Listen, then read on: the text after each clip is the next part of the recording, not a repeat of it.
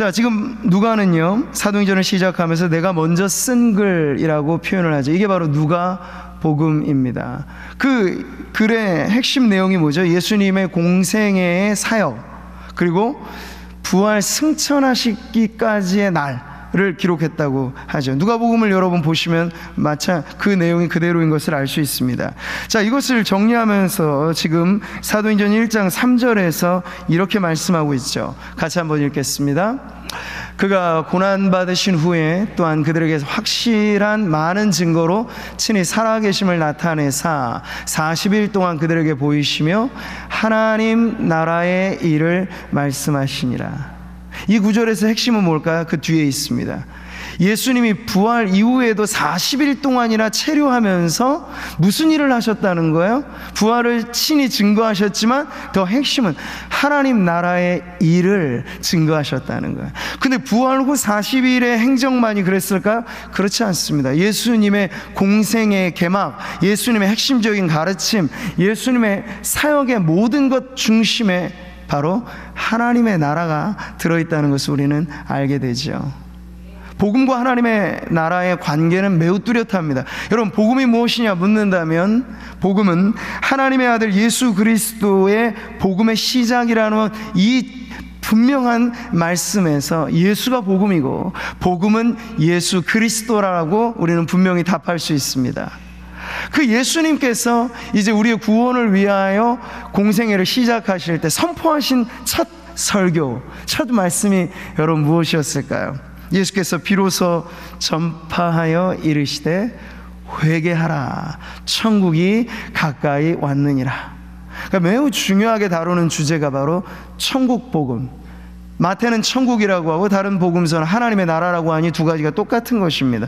죽어서 가는 나라가 천국이 아니고 이 땅 가운데 하나님의 통치가, 이 땅 가운데 하나님의 영광을, 그리고 하나님의 백성들이 모인 그 자리를 우리는 하나님의 나라, 천국이라고 하죠. 물론 우리가 죽어서도 가는 나라입니다. 전 포괄적인 의미가 이 하나님의 나라에 담겨 있어요. 근데 예수님께서 그 첫 설교의 주제로 삼으신 것이 천국 복음인 것뿐만 아니라 예수님은 줄곧 기도에 있어서도 이 하나님의 나라를 우선시 하셨습니다. 주님이 우리에게 가르쳐 주신 기도의 중요한 제목이 무엇입니까? 나라가 임하시오며. 그 나라는 하나님의 나라이죠. 예수님의 가르침을 여러분 보면 천국 비유가 엄청나게 많은 분량을 차지한다는 걸 우리는 볼 수 있습니다. 그러니까 예수님은 자나깨나 예수님의 이 사역의 모든 것을 통해서 병을 고치고 귀신을 내쫓고 이런 기적과 표적을 나타내셨는데요, 그 사역을 통해서도 드러내기를 바라셨던 건 다름 아닌 하나님의 나라예요. 내가 만일 하나님의 손을 힘입어 귀신을 쫓아낸다면 귀신 쫓아내는 것 자체가 목적이 아니에요. 그것을 통해서 무엇을 보여주시고자 한 겁니까? 하나님의 나라가 이미 너희에게 임하였다라고 하는, 악의 실체가 떠나가고 어둠이 사라지고 빛 대신 진리의 말씀으로, 능력으로 하나님의 통치가 임하는 것을 이로써 보여주신 거죠. 자, 이것을 통해서 우리는 교회가 가져야 할 주된 관심의 주제, 대주제, 우리 신앙생활에 있어서 마치 부모가 남겨준 유언이 자녀들에게 너무나 소중하게 다루어져야 되듯이 예수님이 공생애 동안에 가르치고 기도하고 그리고 보여주셨던 바로 그것, 하나님의 나라가 오늘 저와 여러분의 인생에 있어서도 핵심 주제가 되어야 되고 나를 살게 하는 이유와 목적이 되어야 할 줄 믿습니다. 교회는 바로 이 사명을 위하여 지금 이 땅에 존재한다라고 하는 분명한 사명의식이 있어야 우리가 곁길로 가지 않아요. 세상과 다른 여느 다른 집단화되지 않을 수 있습니다. 교회의 고유한 존재의 목적은 세상이 다 할 수 있는 것을 우리가 보태기 위해서 이 자리에 있는 게 아니라 금과 은은 내게 없지만 내게 있는 것을 당신에게 주니, 이 말은 세상에는 없고 우리에게는 있는 것, 생명의 그 이름, 복음의 그 능력, 이로써 전파되어지는 하나님의 나라를 교회는 이 땅 가운데 전하고 확장시키는 사명을 갖고 있다는 것이죠. 여기에 얼만큼 우리가 집중하느냐, 이것에 얼마나 관심을 가지느냐가 우리 구미 상모교회가 여러 가지 많은 사역들을 하면서도 구심점을 잃어버리지 않는 핵심일 수 있습니다. 여러분, 빙빙 뭔가를 돌팔매를 하듯이 돌려본다고 하세요. 그러나 중심에서 잡는 이 힘의 점이 놓쳐지지 않아 이게 튀쳐나가지 않습니다. 교회 사역도 마찬가지야. 하나님 나라라고 하는 이 구심력이 확보되지 않는 한 여러 많은 10가지 사역이든 100가지 1000가지 사역이든 이게 우리에게 의미 있는 사역이 되는 건 바로 그 중심에, 모든 것의 목적과 방향과 목표가 하나님의 나라를 이 땅 가운데 확장시키기 위하여 우리가 교회 안에서 봉사하고 사회에 대사회적인 책임을 하면서 선교도 하고 전도도 하고 구제도 하고 봉사도 하는 것이죠. 근데 언제나 그 중심에는 예수님이 목적하셨던 바로 그대로의 목표, 하나님의 나라가 우리 안에 있어야 할 줄 믿습니다. 자, 우리가 지난 주일 보았던 누가복음의 결미, 예수님은 중요한 약속을 상기시켜 주셨어요. 그 약속의 의미는 하나님의 나라를 이제 이 땅 가운데 이룰 제자들 그리고 교회가 그 사명을 어떻게 감당할 수 있을까 하는 부분에 있어서 바로 한 대상에게 집중된 약속을 하셨죠. 바로 성령 하나님입니다. 자, 우리 4절 말씀 다시 한번 읽어보죠. 사도와 함께 모이사 그들에게 분부하여 이르시되 예루살렘을 떠나지 말고 내게서 들은 바 아버지께서 약속하신 것을 기다리라. 부활절과 성령 강림절 그 사이 50일 기간 동안 여러분 생각해 보세요. 거기에 40일을 예수님께서 부활 후 체류를 하셨는데 이때 줄곧 가르치신 것이 하나님 나라의 일이었습니다. 그리고 마지막 40일이 차고 올라가실 때 그 마지막에도 당부하신 게 머물러라, 기다려라, 약속이 이제 곧 성취될 것이니.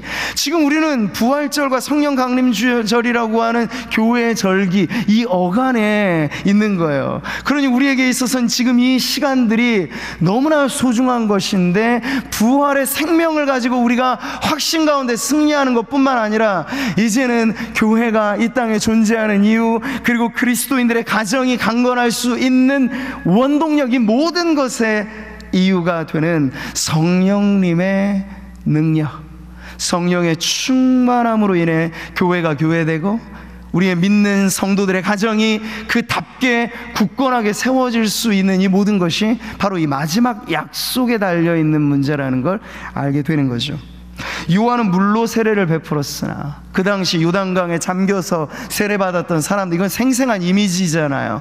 근데 주님 말씀하십니다. 너희는 몇 날이 못되어 성령으로 세례를 받으리라. 성령을 경험하되 충만하게 경험할 것을 말씀하신 거예요. 성령이 계신지 아닌지 모를 정도가 아니라 성령이 내 의지와 감정과 지성과 내 전인을 압도적으로 사로잡는 경험으로 우리는 성령을 부인할 수 없도록 성령을 경험하게 하실 거다. 그 목표는 마찬가지로 이 땅에 남겨두신 교회 성도들을 통하여 그 나라, 하나님의 나라, 그 무궁한 나라, 거룩한 나라, 완전한 나라, 장차 완성될 그 나라를 이루도록 우리에게 약속하신 성령을 충만하게 해주시겠다 하는 말씀이죠. 사랑하는 성도 여러분, 성령의 약속에 기준하여 교회가 이것을 어떻게 받아들이고 어떻게 경험하느냐에 따라서 교회는 똑같을 수가 없는 거예요. 2000년 교회의 역사는 평면적이지 않습니다. 여러분, 지역의 교회들도 다 다릅니다. 아니, 심지어 여기 모여있는 우리 성도들의 신앙의 상태 수준도 똑같지 않아요. 평준화가 아닙니다. 다 달라. 근데 그 차이는 바로 이 약속하신 성령으로 우리가 어느 정도 충만케 되느냐, 관건은 거기죠. 어느 성도들은 성령을 경험하되 그저 발목까지 차오르는 정도로 성령을 알게 모르게 경험합니다. 어떤 성도들은 제법 성령을 경험하지만 여전히 자신의 통제권이 더 있는 듯한 무릎까지의 경험을 가지고 자랑합니다. 그러나 주님이 약속하신 성령의 충만이라고 하는 건 우리가 좌지우지하지 않고 성령에 따라서 우리가 좌지우지되는 그런 정도의 압도적인 은혜를 주님께서 약속하셨고, 이 약속이 실제로 경험되어지는 교회, 실제로 맛보는 성도의 삶은 그렇지 못한 다른 비교 선상의 교회와 전혀 다른 차원으로 나아갈 수 있다는 거예요. 왜 역사상 존재한 많은 교회들 가운데도 그저 유명무실한 채 혹은 형식상의 신앙으로만 그저 왔다 가는 그러한 경우들이 많이 생길까요? 바로 이 약속에 관해서 관심을 두느냐 마느냐, 그 차이에 있는 거예요. 예수님의 부활을 제가 강조합니다만 경험한 이들은 수백 명에 넘쳐났습니다. 그러나 성령의 강림을 경험한 이들은 딱 정확해요.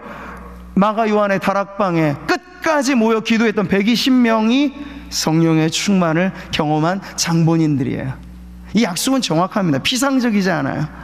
긴가민가가 아니라 확실하게 이 약속대로 기다리고 믿고 기도하는 교회와 성도들에게 주시는 축복인 줄 믿으시기 바랍니다. 근데 여러분, 제자들의 반응은 여전히 시원치 않아요.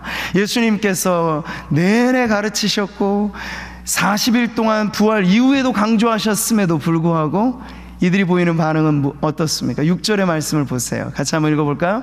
그들이 모였을 때 예수께 여쭈어 이르되 주께서 이스라엘 나라를 회복하심이 이때니까 하니. 자, 이들의 관심은 하나로 모여지죠. 이스라엘 나라라고 하는 조상 대대로 이어왔던 선민의식이 지금 제자들을 꽉 붙들고 있는 거예요. 말하자면 이 민족주의, 말하자면 국수주의, 말하자면 이 물질적인 영역 안에 국한되어진 나라, 자기들이 사랑하는 자기 나라, 이스라엘 나라로만 제한돼요. 이 나라가 어떻게 회복될 것인가에 대해서 지금 묻고 있는데 전혀 지금 번지수가 다른 거예요. 예수님은 이들을 절대로 이 나라에 붙들려 있는 것이 아니라 하나님의 나라, 이 세상에 가장 넓은 나라가 있다면 어느 나라일까요? 미국? 중국? 아니요, 하나님의 나라가 가장 넓습니다. 가장 많은 인구를 확보하고 있는 나라가 어딜까요? 역시 하나님의 나라입니다. 역사가 가장 길고 장구한 나라가 어딜까요? 역시 하나님의 나라입니다. 근데 하나님의 나라를 그렇게 드넓게 보여주셨는데 제자들은 여전히 마지막 순간에도 이스라엘 나라라고 하는 지역적인 문제, 이 로마의 압제로부터 이제 우리가 어떻게 회복될 것인가에 대한 그 당면한 짧은 역사 안에서 하나님의 나라를 매우 제한된 방식으로 이해하고 있다는 걸 알 수 있죠. 예수님께서 빌라도의 법정에서 그 나라를 말씀하실 때 그 나라는 전혀 다른 성질의 것이었습니다. 예수께서 대답하시되 내 나라는 이 세상에 속한 것이 아니니라. 만일 내 나라가 이 세상에 속한 것이었더라면 내 종들이 싸워 나로 유대인들에게 넘겨지지 않게 하였으리라. 이제 내 나라는 여기에 속한 것이 아니니라. 이게 세상 나라와 구별되어지는 하나님의 나라, 그렇다고 어디 저 머나먼 곳에 있다고 얘기하는 게 아니라 그 성질의 차이에 있어서 우리는 물질로 제한되고 시간과 역사에 제한되지만 하나님의 나라는 그 모든 것을 뛰어넘는, 그 모든 것을 장악하고도 남음이 있는 크고 위대한 나라라는 걸 예수님 말씀하시는 거예요. 이 영적인 의미에서, 그리고 지금도 우리에게 임했고 지금도 이루어지고 있지만 예수님 다시 오실 그날에 이르러 새하늘과 새 땅이라고 하는 나라라고 하는 국가의 개념에는 그 살아가는 삶의 터전이 필요하잖아요. 그게 바로 예수님 다시 오셔서 완성될 새하늘과 새 땅이라고 하는 거예요. 지금은 이 지구에 살아가는 모든 인류의 역사는 의미가 뭡니까? 그 나라에 살게 될 하나님의 백성들을 계속해서 구원의 길로 인도하시는 과정이라고 할 수 있는 거죠. 그러니까 한 나라의 흥망성쇠로 우리는 역사를 이해합니다만 아니요, 그리스도인들이 가져야 될 역사관은 하나님의 나라가 시작되고 마침을 향하여 가고 있는 이 과정에서 그 나라의 백성들을 계속해서 동서남북 어디에 있든지 한 나라 한 시대가 아니라 모든 나라 모든 시대에 하나님의 백성들을 구원해 내므로써 새하늘과 새 땅에 영주할 하나님의 백성들을 구원해내는 사역의 이 과정이 바로 우리가 가져야 될 역사의 의미인 줄 믿습니다. 근데 제자들이 번지수를 잘못 짚은 것 그들만의 문제가 아니고 2000년의 교회 역사를 보면 하나님의 나라에 대한 이해가 사뭇 달랐다는 것을 알 수 있습니다. 일단의 무리들은 하나님의 나라를 지극히 세속적인 나라의 개념으로 동일시해서, 그래서 국가교회라든지 혹은 이 중세 가톨릭이 그토록 부패한 이유가 뭡니까? 교황이나 교회의 권력을 세속의 권력과 동일시하게 만들었기 때문에 교회의 부패가 찾아오게 된 것이죠. 하나님의 나라는 사랑의 복음으로 확장되어질 것인데, 십자군의 원정같이 피비린내 나는 정복전쟁이 하나님의 이름으로, 하나님의 뜻으로 자행되어졌던 것도 역시 하나님의 나라를 이 세속의 권력과 동일시했기 때문에 일어난 패단이라고 할 수 있어요.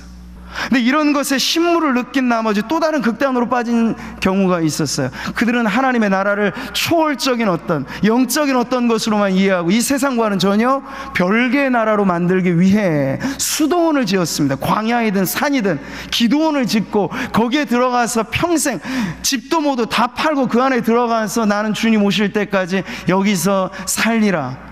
그렇게 세상을 향한 빛이요 소금으로서의 책임과는 무관하게 자신의 거룩과 자신의 성결만을 위하여 세상과 담을 쌓도록 만든 것은 또 다른 극단의 하나님 나라에 대한 잘못된 이해라고 할 수 있겠습니다.